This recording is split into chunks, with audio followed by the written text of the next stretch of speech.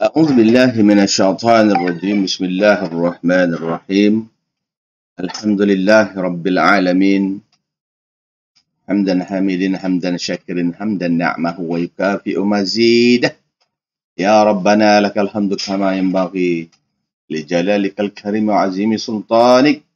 اللهم صل على سيدنا محمد وعلى آله وأصحابه أجمعين. رب اشرح لي صدري ويسر لي أمري واحلل عقدة من لساني يفقه قولي. ربي زدنا علما وارزقنا فهما. قال الله تعالى في القرآن الكريم: أعوذ بالله من الشيطان الرجيم. بسم الله الرحمن الرحيم. ولتكن منكم أمة يدعون إلى الخير ويأمرون بالمعروف وينهون عن المنكر. بسم الله الرحمن الرحيم. قال الله تعالى أيضا: قل هو الله أحد الله الصمد لم يلد ولم يولد ولم يكن له كفوا أحد. صدق الله العظيم. Assalamualaikum warahmatullahi wabarakatuh. Selamat pagi, salam sejahtera. Alhamdulillah. Pada hari yang mulia ini bersama dengan saya, Ustaz Suhail Najimin.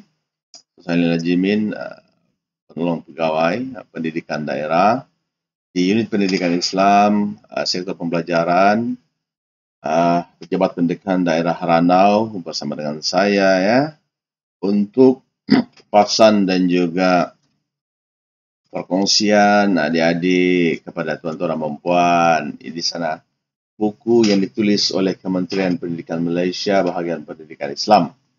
Ya, saya akan kupasan tajuk.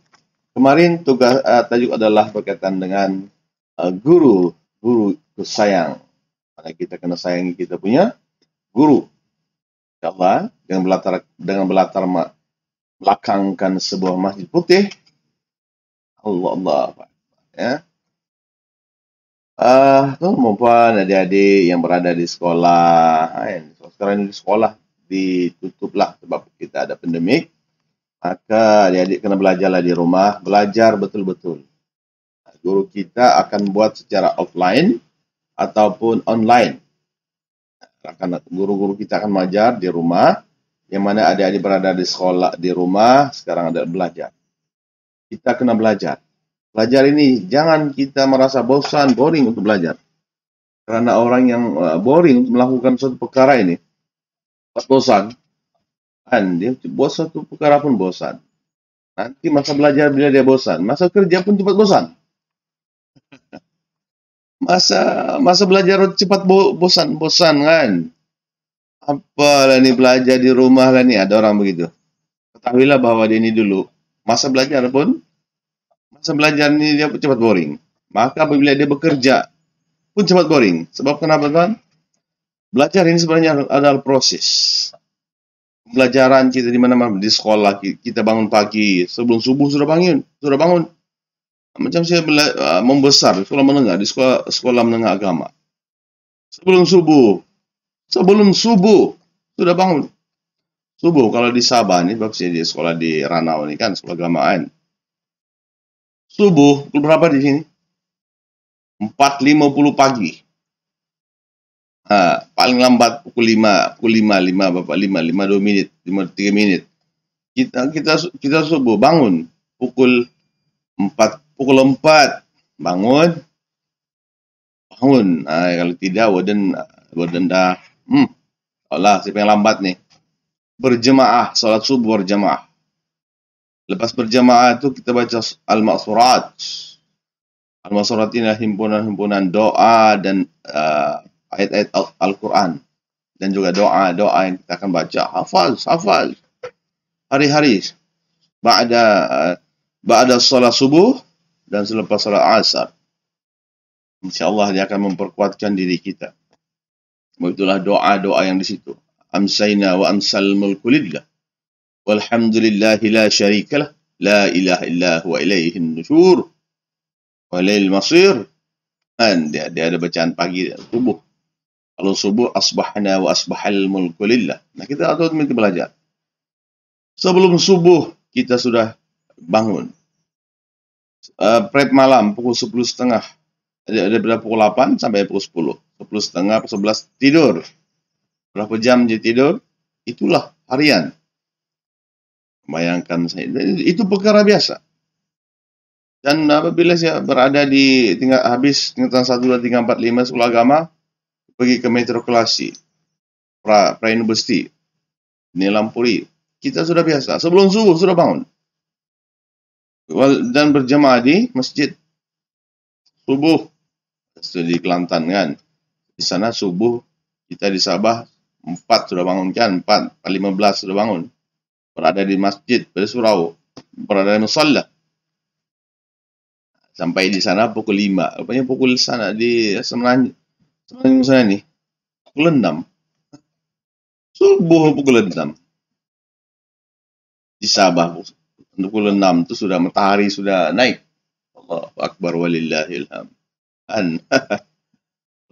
Perbezaan masa sebenarnya tidak perbezaan masa. Matahari tidak bergerak pun sama saja. Cuma masa di Semenanjung itu disamakan dengan Sabah. Bila disamakan, maknanya kita dibangun awal. Padahal sama juga masa dia. Cuba pergi di Singapura ataupun pergi di Indonesia, masa dia ikut Greenwich. Dan maknanya ikut matahari betul. Cuma di Sabah, di Malaysia ini saja disamakan. Allahu Akbar. Allahu Akbar walillahil hamd. Allah. Itu sebab kalau di Semenanjung pukul 9 malam, sebenarnya pukul 8. Nah, bila saya pergi Singapura kan, kita tunggu jam. Di telepon kita ini ada satu waktu Malaysia, satu untuk di tempat yang sama, tempat situlah. Sejam dia punya beza. Dan di Malaysia pukul 11. Di Indonesia pukul 10. Itulah perbezaan yang kita lihat. Dari segi masa, padahal sama saja pun. Kita tidak merasa mengantuk. Tapi mungkin otak tu cakapan. Di Malaysia pukul 11, padahal di Indonesia itu dia baru mula. Ataupun di Singapura baru mula. Allah. Itulah kemasan Allah Subhanahu Wa Taala. Allah. Ya.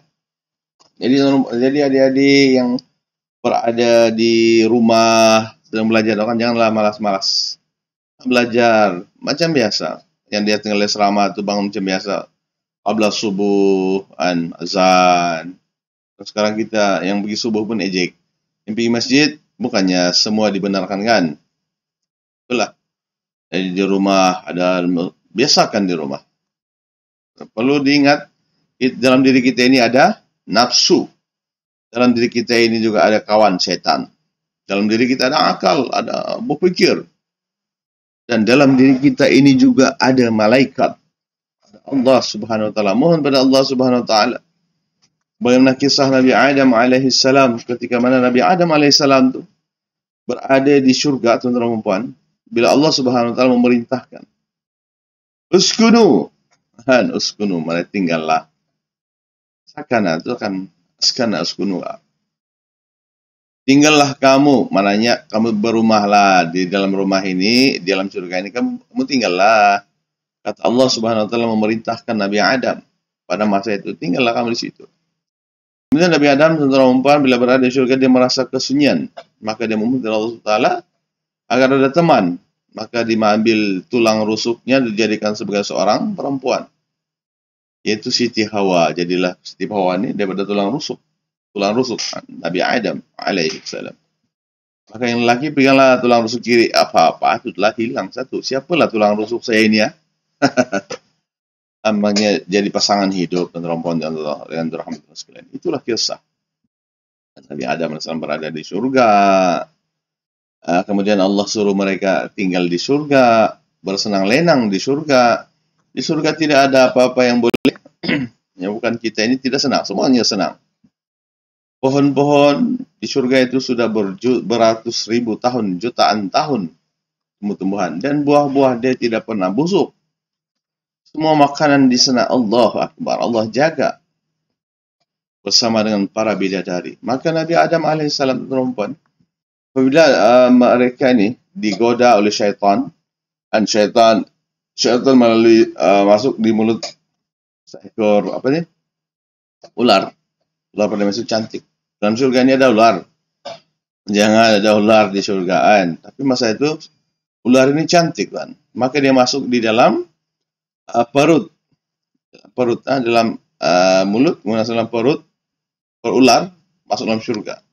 Maka syaitan pun keluar. Apabila masuk dalam surga dan dia telah membuatlah tipu daya.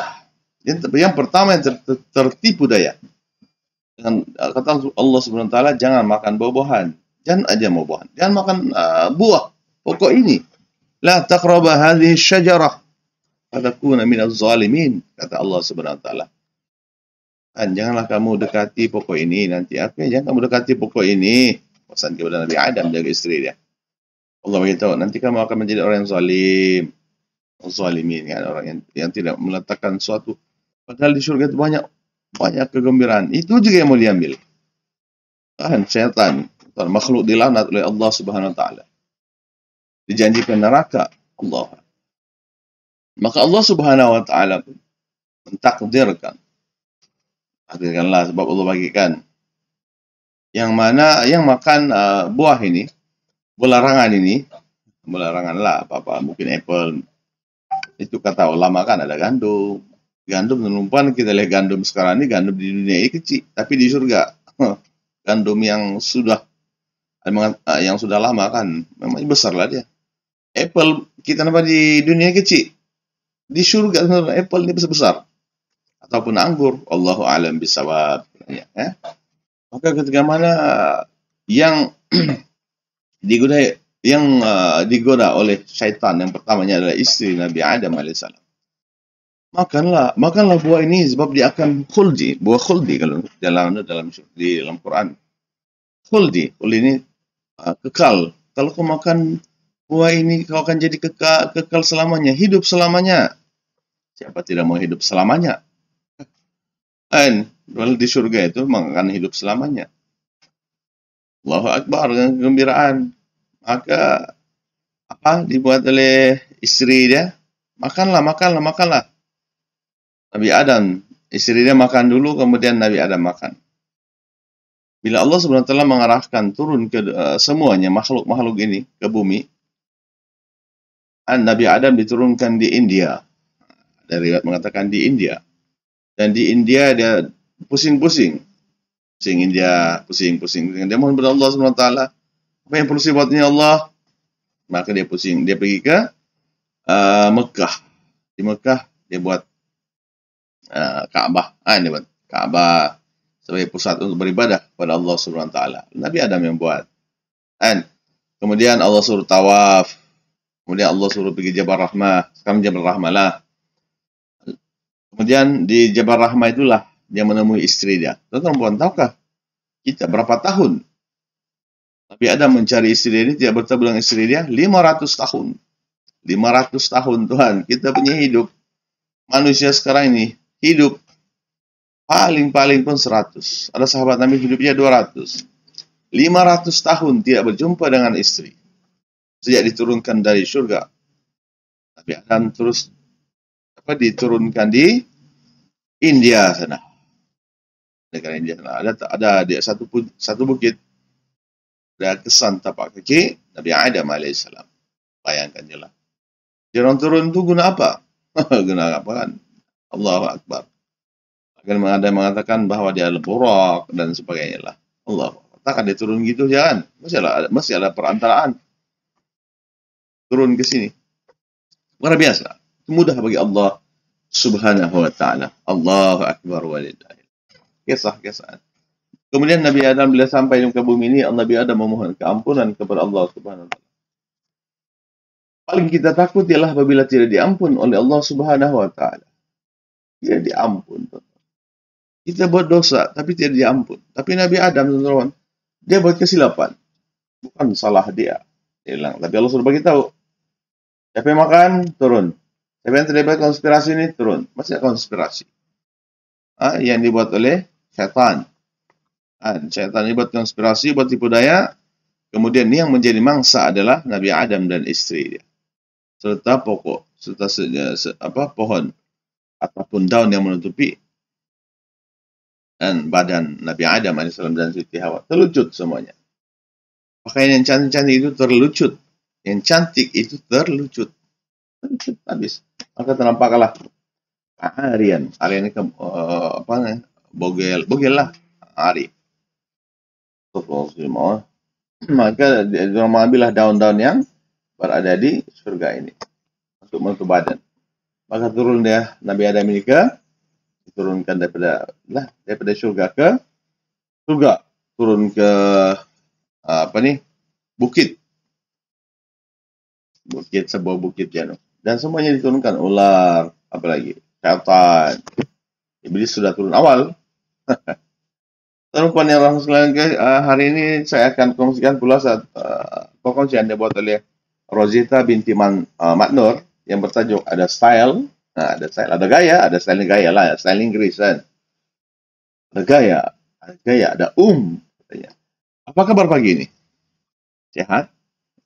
Ini di dalam sinilah.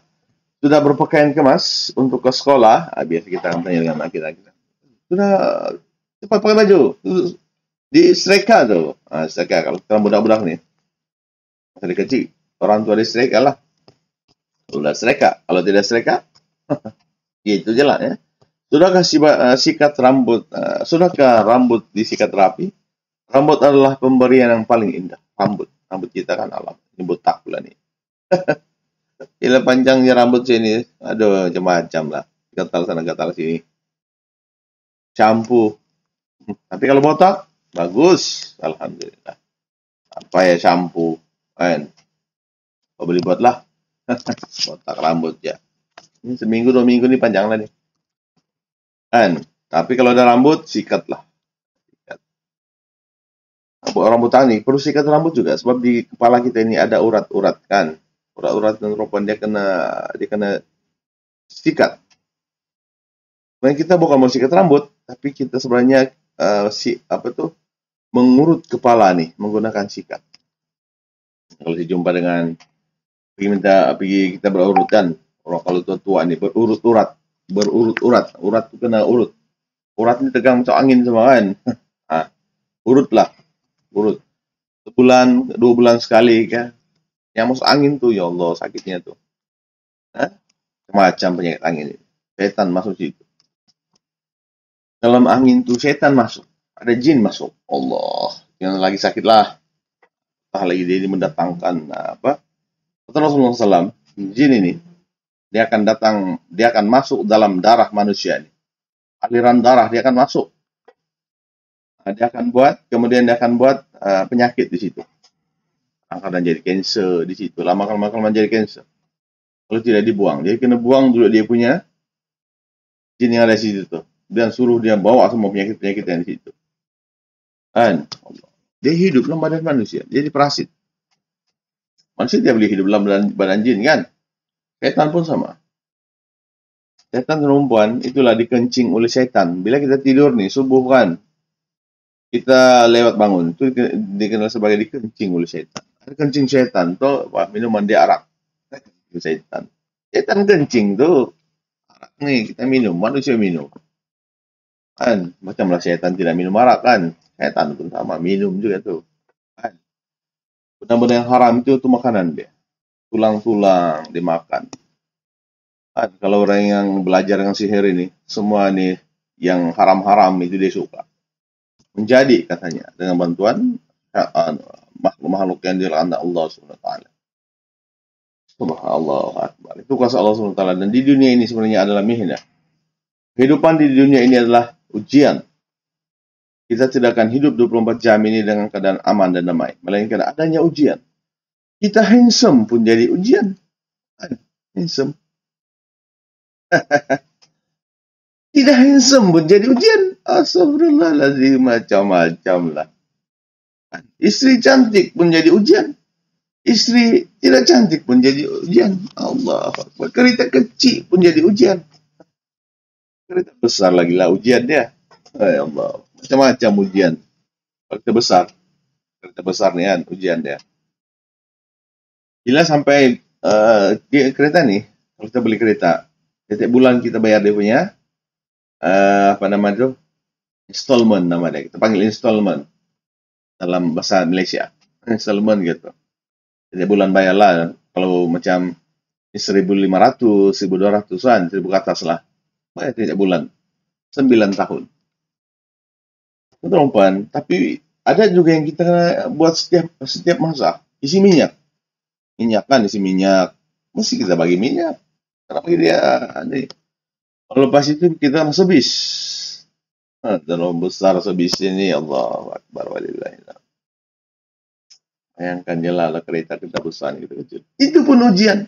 Allahu Akbar. Kalau tidak ada duit, alamak paling pala. Ada yang 2 bulan, 3 bulan tidak bayar kereta. Ujian. Dengan kereta besar itu bukan ujian. Tayar setiap tahun diganti. Bukan ujian itu ujian semuanya itu. Bayangkan ya, beli kereta besar, tidak ada kerja. Kena buang kerja. Musim penyakit bersebar ini. Itu namanya ujian. Dunia ini adalah ujian. Kita merasakan begini, dia ujian. Orang pun akan kacau. Kita tayang-tayang, ada yang tayang dia punya harta di internet. Orang habis curi, teman-teman. Itu pun ujian. Yang tidak ada apa-apa pun ujian. Tidak makan. Malas bekerja. Sehat tubuh badan. Kan? Apa ini, menanti peluang. Allahu Akbar. Ujian. Semua di dunia ini adalah ujian Tuhan perempuan yang terhormat. Kita berbalik pada rambut tadi. Siapa di sini yang rambut keriting? Rambut keriting, ikal lah, ikal. Rambut ikal mayang. Rambut ikal mayang. Ada nyanyi, ada lagu tuh kan. Rambut lurus. Dulu paling rambut kurang suka tuh kan David Beckham, pemain Manchester United. Rambut tuan, handsome kan, dia punya rambut stylish nama dia, lurus, ikal mayang lah, ikal gulung-gulung kan, keriting lain, ikal lain, dan macam-macam jenis lagi kan. Dia akan buat rambut ini, dia akan buat macam lah. Tapi dia rambut pun kalau tidak dijaga dia akan ada penyakit. Rasulullah SAW kan, perempuan dia punya rambut Rasulullah SAW ini dia panjang ke belakang sini kan. Nah, itu dalam sunnah, dalam hadis. Allahu Akbar. Janggut panjang. Misalnya Rasulullah nipis. Nampak muda rupanya. Kalau tidak ada misalnya ini nampak muda rupanya. Panjang tu punya janggut ni. Sunnah. Rambut panjangkan. Dan rambut ini kena hitamkan. Rasulullah. Tapi Rasulullah di penciptaan yang paling sempurna di makhluk Allah Subhanahu wa taala. Subhanallah. Macam jenis. Kita lihatlah kiri kanan, kita lihat kanan. Oi, rambut panjang. Tapi tidak terurus. Alamak. Oi, rambut botak. Ada rambut botak, kepala botak. Kepala botak. Handsome. Allah. Beginilah cerita di dunia ini macam-macam ya. Kemudian ada yang warna hitam, kita lihat ada rambut warna hitam, itu asal. Tapi kita nampak ada warna perang. Perang ke perang.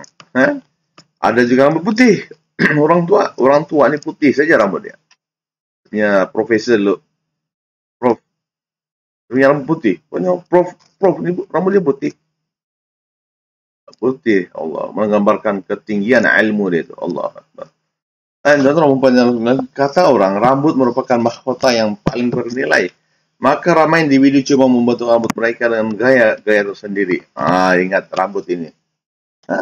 Kajian ataupun kita dapati bahwa rambut perempuan yang sudah balik adalah aurat. Ingat, adik-adik semua.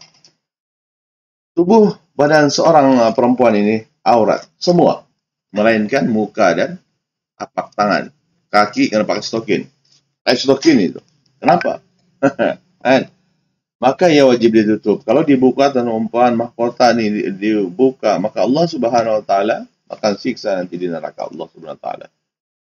Allah Akbar. Itu salah kita kan, kita melihat anak-anak kita, anak-anak orang lain, dan siapa-siapa lah, apalagi kita yang selalu menonjol di TV, para artis, aktris, bahasa Arab lah, bahasa Inggris, kan? Allahu Akbar. Kita lihat pada hari ini ada segelintir anak laki juga suka memotong rambut atau menggayakan rambut yang bermacam-macam fashion. bukan laki sih, perempuan, perempuan pun ada rambut macam-macam fashion. Dia suka gunting, pergi kedai gunting. Kalau kalau yang pelakon tuh, rambut macam-macam. Kalau kita lihat yang kalau kita lihat pemain bola, macam-macam dia buat, rambut, bertato, tato sana, tato sini, tato lain lagi cerita, stylish nama dia. Kan? Allahu Akbar. Ada juga yang mencukur sebahagian kepala dan meninggalkan sebahagiannya apa? Rambut sebelah sini ya. Kemudian ada juga yang mencukur rambut dan membuat ukiran berbagai corak atau tulisan pada sebelah kanan dan kiri kepala. Nah, ada juga yang begitu kan, namanya stylish lah, stylish. Perkara ini tuan-tuan sebenarnya telah berlaku pada zaman Rasulullah SAW, yang mana gaya ini dipanggil qaza. Qaza nama dia dalam bahasa Arab. Ingat ya kawan-kawan, amalan ini ditegah. Rasulullah SAW tidak suka. Aku tak suka ini. Rasulullah begitu kan. Dia nampak, pahal rambut kepala kau ni. Ada pula rambut sapala. Apa pula rambut sapala? Yang lain itu butak. Ada pula di garis-garis. Tuan-tuan. Jika kita lihat pada sejarah, sebenarnya stylish ataupun apa yang berlaku di dunia ini sejak daripada zaman Nabi Adam AS sehinggalah sehingga dunia ini akan hancur, teman-teman. Bukan bumi saja akan hancur.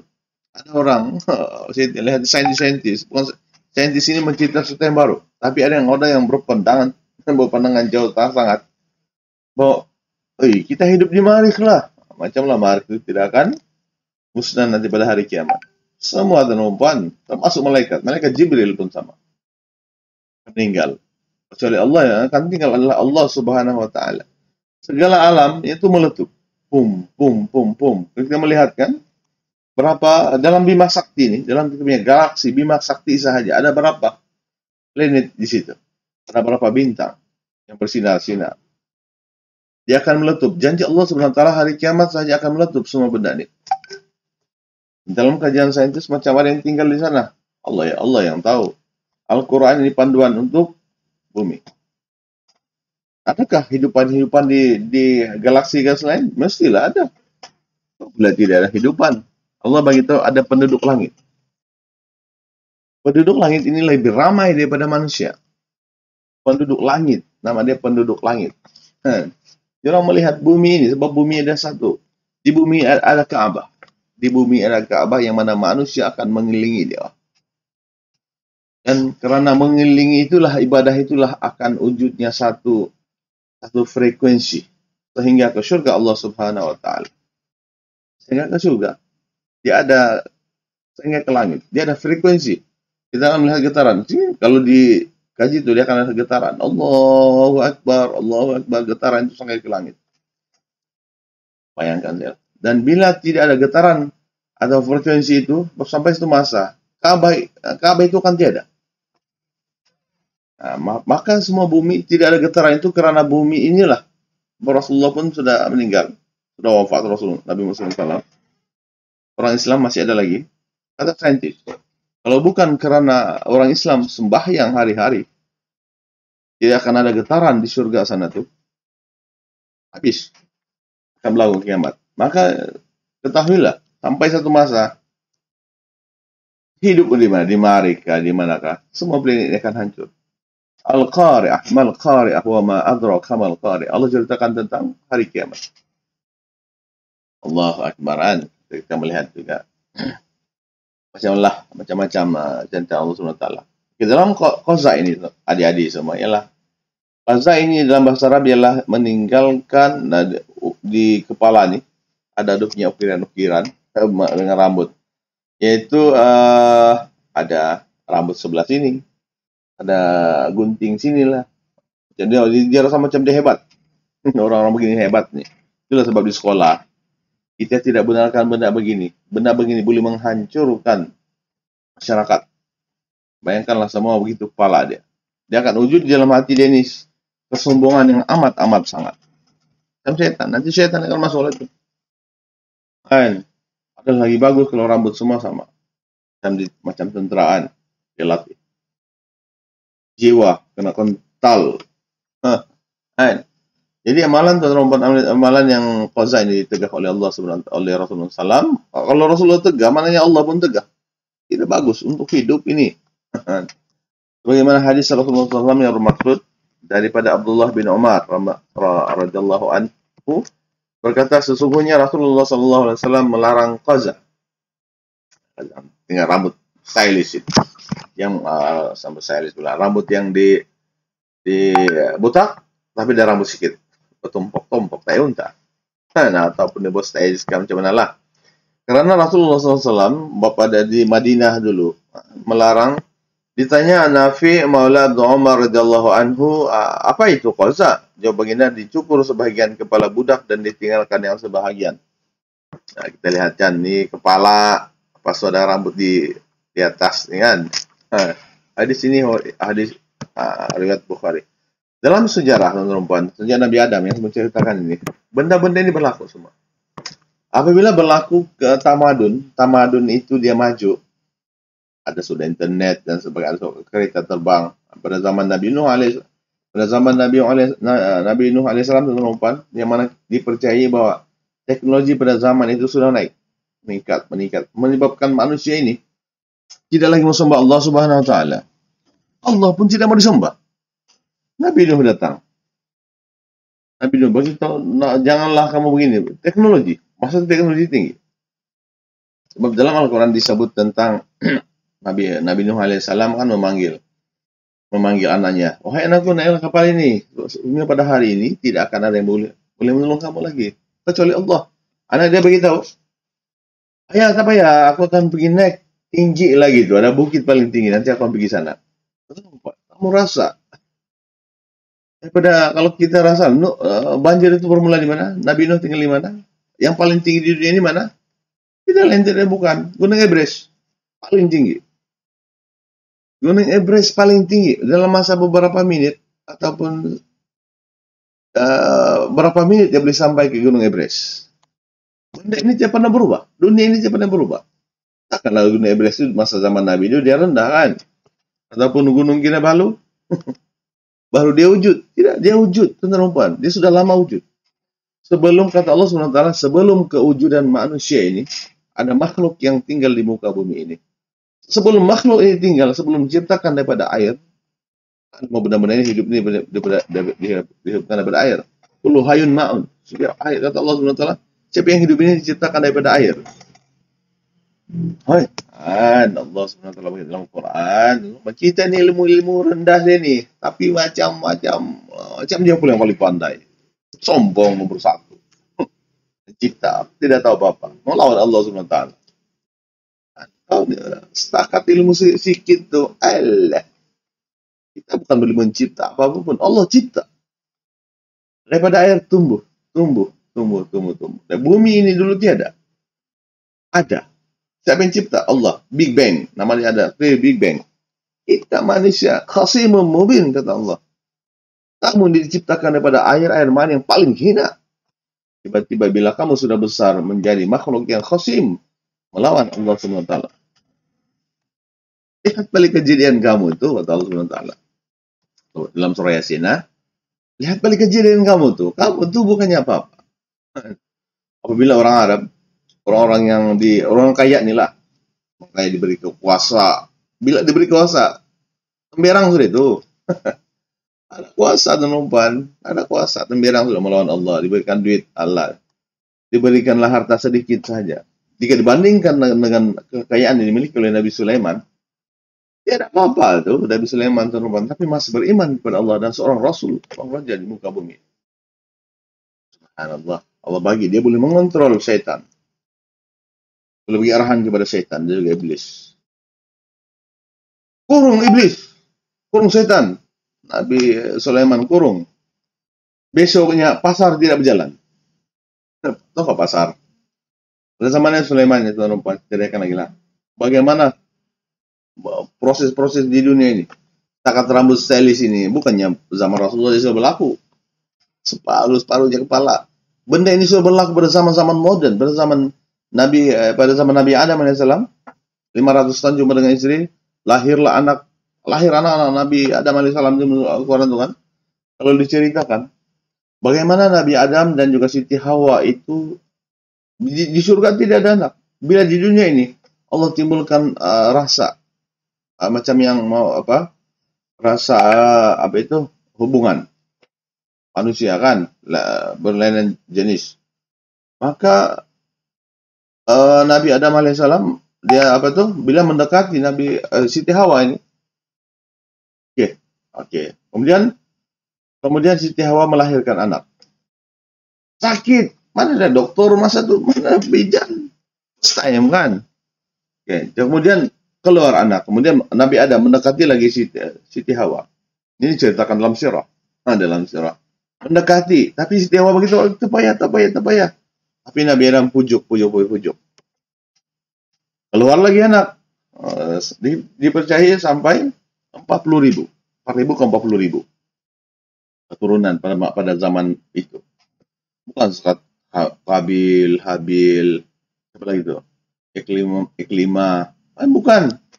Sampailah Nabi Sis kan. Kemudian Nabi Idris alaihissalam. Nabi Idris. Jauh beza itu. Di antara Nabi turun dari surga ke dunia. Dan apa tuh dipercayai teman-teman di surga, sebenarnya di surga Nabi Adam dan juga Siti Hawa itu dalam setengah hari saja. Setengah hari. Di surga ini 1 hari 1000 tahun dunia. Kan? Jadi dipercayai bahwa orang cuma berada di dalam surga itu setengah hari sahaja. Nabi Adam dan Siti Hawa. Kemudian syaitan masuk di situ. Mungkin pagi dia masuk, kali tengah hari dia sudah makan. Apa itu makan buah larangan itu. Kemudian Allah turunkan ke bumi. Kemudian Nabi Adam dan Siti Hawa bertemu 500 tahun. Kemudian hidup lagi dalam 500 tahun, 1000 lebih tahun. Nabi Adam salam dan Siti Hawa lahirlah anak. 500 tahun. Perempuan kamu tahu? Kita tahu 500 umur Nabi Adam alaihissalam itu 1000 lebih tahun. Umur Nabi Adam kan 1000 lebih tahun. Jadi dalam 500 tahun itu setelah berjumpa dengan istri dia Siti Hawa, kan mananya orang melahirkan anak ramai, kembar. Sehingga kalau diceritakan 40.000 keturunan manusia ini. 500 tahun, 40.000. Bayangkan teman-teman, sekarang kalau kehidupan di manusia ini kita ada 7 bilion, 500 tahun akan datang ada berapa? 500 tahun macam biasa, macam tahun-tahun biasa ini. Allahu Akbar walillah. Itu kuasa Allah Subhanahu wa taala. Pada zaman Nabi Adam sampai kita sekarang ini baru 15.000 tahun kalau dihitung-hitung berdasarkan tahun. Allahu Akbar walillah. Penciptaan manusia yang pertama. Perempuan yang dirahmati Allah sekalian, itulah penciptaan. Kemudian yang kita melihat juga tamadun Mesopotamia. Apabila berlaku tamadun tinggi ini akan ada setan.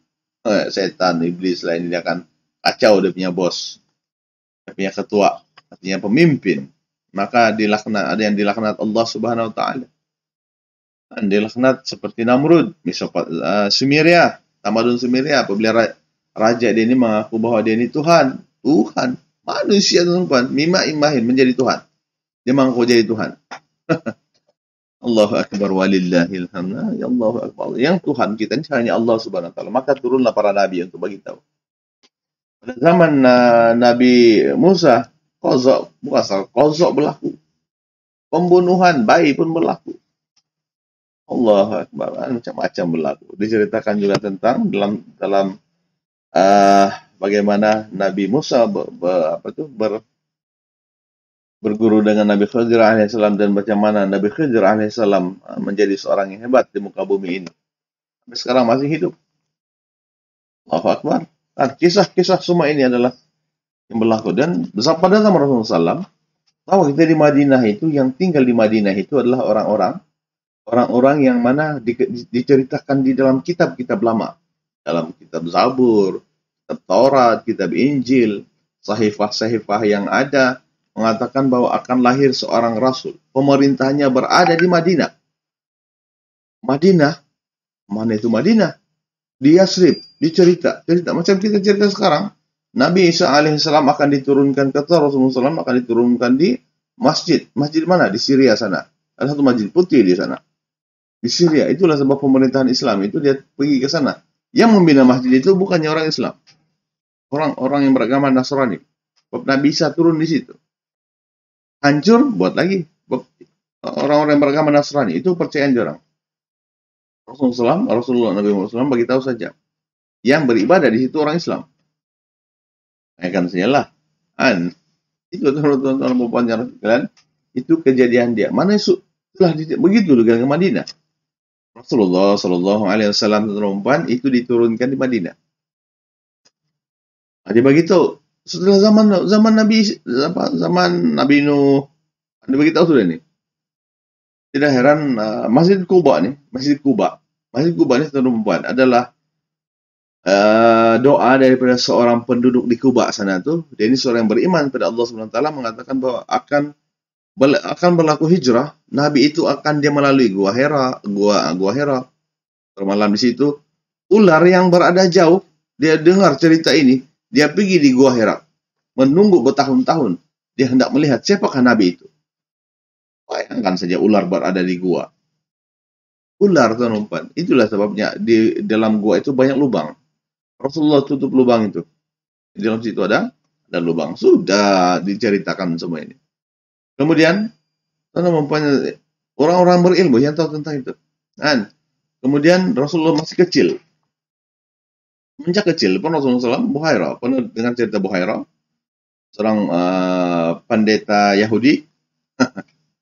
Dia berjumpa Rasulullah SAW apabila Rasulullah SAW berada dia pergi ke Syria. Berniaga ke Syria, teman-teman. Dia ikut paman dia ikut dia punya Abi Talib. Dia melihat nubuwah. Pernah satu masa ketika mana orang-orang Nasrani ini berada dalam pusat peribadatan dia, tiba-tiba yang berada dalam dia punya pendeta dalam itu, bila dia tengah bercakap, something wrong berlaku dalam ucapan dia. Rupa-rupanya ada Rasulullah masuk di situ, mendengar apa ini bercakap. Masa itu masih kecil. Rasulullah SAW ikut terserta dengan dia punya umur 8 tahun, 12 tahun ikut. 12 tahun berperang kan. Tapi Rasulullah SAW ada ikut. Siapa budak ini? Karena tanya, siapa budak? Oh ini budak Quraisy nih. Siapa nama dia? Sebutlah. Dia ini ciri-ciri dia apa? Seorang yang mana? Seorang yang jujur, seorang sebagainya. Oh, jadi pendeta itu mengatakan bahwa mungkin inilah itu Rasul itu. Bayangkan, orang sudah kenal siapa Rasulullah SAW nih. Buhairah pun beritahu. Buhairah beritahu dengan Abi Talib, jaga anak ini. Jaga betul-betul. Nanti dia akan menjadi seorang pemimpin yang besar bila masa akan datang. Benda itu sudah tahu. Begitu juga lah dengan tuan-tuan bila berada di Yasrib. Ketika Rasulullah SAW pergi ke Yasrib bila umur yang ke 40-an ke 50-an. Dan berhijrah di situ. Allah Subhanahu Wa Taala mentakdirkan di situ. Itulah pusat pemerintahan Rasulullah SAW. Jadi Islam pun mulai berkembang. Sehinggalah ke barat, timur dan barat. Subhanallah. Kan dia berada di Asia Barat kan. Di Asia sana kan, di Asia Barat pula. Di Arab Saudi, dia akan berkembang ke timur dan ke barat. Bayangkan saja lah. Lihat tengok, di gambar-gambar para nabi dalam simpanan kerajaan Rom. Semua ada gambar. Pada zaman Zura ambil gambar ini, lukis kan. Oh, inilah dia rupa Nabi Nuh, lukis. Oh ini Nabi Ishak, lukis. Ini Nabi Muhammad punya rupa nih. Tapi sebenarnya Nabi Muhammad SAW, Nabi Muhammad begitu, jangan ada gambar saya. Nabi Isa pun ada gambar di situ. Memang itu jelas lukis dia kan. Pelukis Rom, kerajaan Rom. Kerajaan Rom satu kerajaan yang hebat. Kerajaan Rom nih kan. Kerajaan Rom. Sebelum itu kerajaan Parsi di situ. Rom sekarang di Italia kan, dengan Parsi berlawan kan. Satu di Eropa, satu di Irak dan di Iran sana. Parsi, kerajaan orang hebat. Parsi kan, ceritakan juga tentang para pemimpin Parsi yang hebat. Kerajaan Parsi lah. Bila berperang tentara Parsi ini, Rom kalah dengan Parsi, tapi lepas itu dia menang. Ghalibatir Rum, pas dia lawan balik, menang dengan Parsi. Kenapa bagus, apa kesan kebaikan apabila Rom ini jatuh? Ghalibatir Rum. Kemudian apa kesan kebaikan satunya kepada Islam apabila Rom ini naik balik? Dalam perang Tabuk misalnya, perang Tabuk kan, Rasulullah SAW bersama dengan orang Islam melawan tentara Rom. Tapi sebenarnya tidak terjadi perang itu. Ramai orang Islam pada masa itu. Orang mau syahid saja kan. Subhanallah. Okay?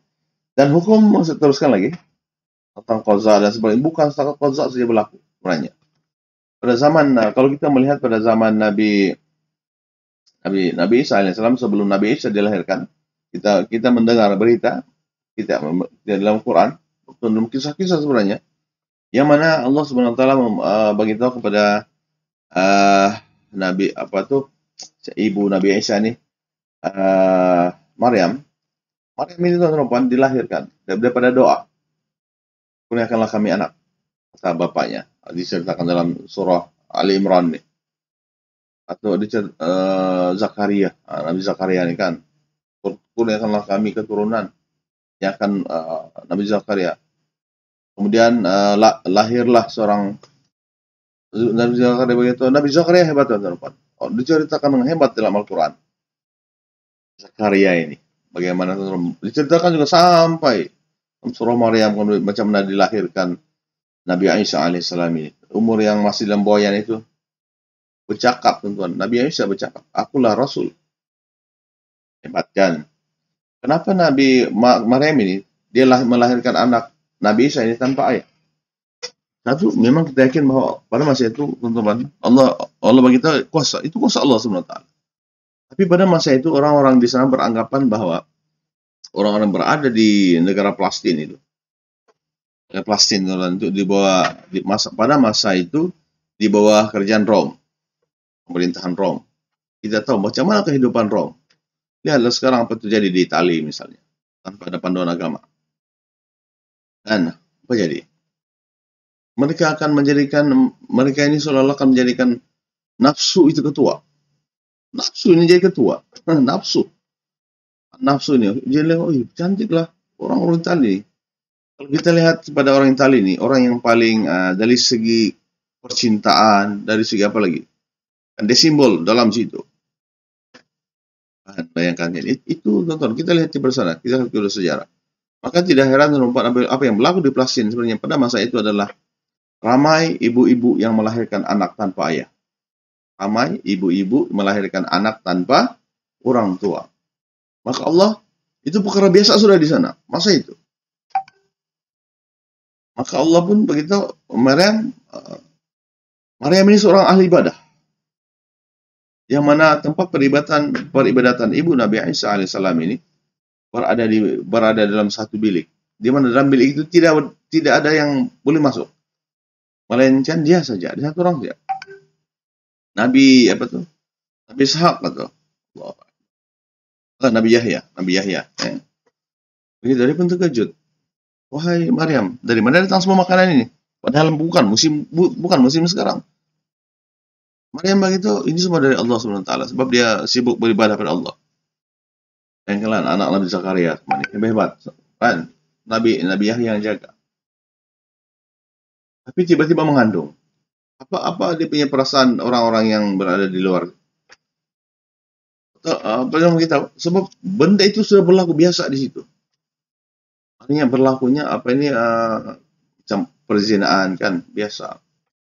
Di Arab dan perempuan pun berlaku. Sebelum Rasulullah SAW pun berlaku begitu. Makanya lahirlah anak-anak yang kalau dalam undang-undang tidak sah taraf ataupun yang lahir anak luar nikah lah. Kan? Pada zaman itu. Bukan berlaku pada zaman itu pun sebenarnya. Pada zaman-zaman masalah modern ini, ada pemerintahan sebagainya akan berlaku. Lihat pada dunia sekarang, apa sudah jadi. Pun sama, benda yang sama kan. Kan ramai yang melahirkan anak tanpa ada orang tua, ada dia punya ayah. Tiba-tiba semua jadi ramailah menjadi seperti Maryam. Allahu Akbar. Tapi itu perempuan dalam Islam, itulah sebabnya Islam. Dalam Islam ini, dalam Islam suruh kita berkahwin, kawin untuk kekalkan zuriat. Itulah diajarnya dalam Islam, lengkap. Nah, sejak Rasulullah SAW dia beritahu tentang kahwinan, ta'adu zauj, apalagi dan sebagainya. Dan akan berlaku dengan perempuan kisah-kisah yang mana istri ada anak, tapi suami dia tiada, meninggal sudah, anak yatim dan sebagainya. Apa terjadi? Apa solusi untuk Islam? Islam yang ada solusi semua ni. Solusi itu ada dan kontemporari. Jadi hukum qazaa dengan perempuan adalah haram. Namanya haram, berdosa, buat berdosa besar. Tidak buat berpahala. Berpahala sebut tak terus. Oleh itu, elakkanlah meniru gaya orang yang bukan Islam. Orang Islam berjualan tidak ada panduan. Kita Islam ada panduan. Kalau botak semua. Kalau panjang, panjanglah. Kemas. Karena ia bukan amalan Rasulullah SAW, dan Rasulullah tidak suruh. Yang kemas, yang penting Islam itu kemas. Mari kita sama-sama menggayakan rambut kita dengan gaya yang dibenarkan oleh Islam. Itu juga, ia juga mestilah menepati garis panduan yang ditetapkan di sekolah kita. Di sekolah, memang sekolah menterian. Semua disuruh. Begitu juga kalau di sekolah-sekolah pondokan, rambut kan pakai serban, pakai jubah putih kan. Okey, tidak masalah. Putih ya semua. Macam setting untuk cerita Cina. Yang petang kita tengok Cina kan. Perempuan, lelaki semua sama baju putih saja kan. Jadi orang akan belajar ilmu. Guru dari belajar tentang bahasa Cina, dan cerita kungfu apa? Ini kan series ini kan. Jadi Islam di sekolah kita pun sama. Baju semua sama, guru-guru dia di depan, kemas. Jangan ada rambut pang, kita panggil rambut pang kan. Jadi apabila kita hendak menyikat rambut dan berhias di hadapan cermin, maka amalkan doa ini. Allahumma kama hasanti fasin khulqi. Allahumma kama hasanta fasin khulqi. Ya Allah ya Tuhanku, sebagaimana Engkau memperelokkan rupaku, hasantu fasin khulqi. Elokkanlah saya punya akhlak. Itulah kita punya cermin. Allahumma kama hasantu fasin khulqi, Allah. Elokkan akhlakku. Kan kita rasa elok. Tapi lupa, bila kita tengok cermin, sembuhlah saya ni. Tapi akhlak, jahatnya akhlak, berbohong sana sini, amanah, ya Allah, macam-macam. Tidak sayang orang tua, tidak ada adab dan sebagainya. Maka amalkanlah doa-doa ini. Allahumma kama hasantu fasin khulqi. Elokkanlah akhlakku ya Allah, sebagaimana Engkau telah cintakan aku dengan bagus. Dan doa ini merupakan satu latihan diri kita karena mencantikkan diri dan juga fizikal kita dan rohani kita lah. Marilah kita sama-sama menggayakan rambut kita dengan betul dan orang yang senantiasa ingat kepada Allah SWT akan melakukan perkara-perkara dari Allah SWT. Semoga amalan kita akan diganjari oleh Allah SWT, insyaAllah. Itu yang kita malah. Semoga Allah mengganjari kita dan kita menjadi orang beriman, insyaAllah. Jadi seri itu saja. Jangan lupa subscribe Kirana Studio. Dalam perkongsian ini saya berpesan perempuan, dunia ini banyak mihnah, ujian di dunia ini. Jadi ujian-ujian yang kita hadapi itu akan isu-isu yang kita hadapi itu, maka mohonlah kepada Allah SWT dengan sabar dan salat. Ista'inu bis sabri was salat, yaitu kata Allah SWT, sabar itu bukan kita diam saja, tapi kita kena berusaha. Dalam pendidikan moral, dalam Islam pun disuruh kita supaya berusaha. Usaha. Kita menghadapi kita tidak ada makanan, takkan kita diam. Maka kita ada sekekal-kala, kita berusaha. Ataupun kita ada kawan-kawan, minta tolong. Tolong, kita berusaha, bukan pergi minta tolong, minta senarai lagi. Kita berusaha, kemudian kita ramaikan kawan-kawan kita kena ramai. Ramaikan kawan yang menasihatkan kita ni. Dia akan bantu kita sama. Dia akan mendoakan kita paling bagus. Allahumma gfir lahu, nanti kalau meninggalkan, Allahumma gfir lahu warhamhu wa'afihu wa'anhu. Kita pun mendoakan dia. Assalamualaikum sahabatku. Banyakkan. Keempat, bekerja sama. Kita mesti bersatu. Bersama-sama bekerja. Bila ada dalam sebuah kampung, kita ada masalah, kita ada program-program bagus, ikut di situ. InsyaAllah, teman-teman yang sekalian, dia akan memudahkan kita. Itu semua ibadah. Itu semuanya ibadah. Kemudian tuan-tuan sayangilah keluarga kita. Wa anfusakum ahlikum nara. Jagalah keluarga kamu, kata Allah SWT, daripada api neraka. Subhanallah. Allahu Akbar walhamdulillah. Jadi dari pengusian saya. Oke. Daripada silent, jangan lupa untuk bersama lagi dengan saya. Allahu Akbar. Dengan cerita-cerita yang ini begini kan menarik perhatian kita, insyaallah. Best kan? Allahu Akbar walhamdulillah. Dan sebenarnya sekarang ini saya tengah menyiapkan tesis untuk PhD. Dan insyaallah dimudahkan dengan saya ini. Saya buat kajian tentang kelestarian keuangan, kelestarian pengurusan keuangan masjid. Bagaimana hendak menjana uang masjid itu, saya mengkaji. Insyaallah kalau selepas ini mungkin saya akan boleh kongsikan. Masa pun pengurusan keuangan masjid saya buat di daerah Ranau. Alhamdulillah sudah siap. Alhamdulillah banyak jangan-jangan yang saya telah buat. Tapi kalau begini ya sedikit gitu. Tapi yang di luar sebenarnya lagi banyak yang mau ditulis, insyaallah. Oke, dan teman-teman sekalian, jumpa lagi nanti dengan tajuk lagi yang terkini, yang baru. Jangan lupa dengar ya, insyaallah. Apabila karya-karya daripada kementerian ini dia. Ya, wabillahi taufiq wal hidayah. Assalamualaikum warahmatullahi wabarakatuh. Jaga diri, jaga SOP dan seterusnya. Mari kita sama-sama tingkatkan iman akidah kita sentiasa dalam Islam dan iman. Insyaallah perbaiki amal, tingkatkan ilmu dan perbaiki akhlak kita insyaallah. Wabillahi taufiq. Assalamualaikum warahmatullahi wabarakatuh. Sekian, jumpa lagi.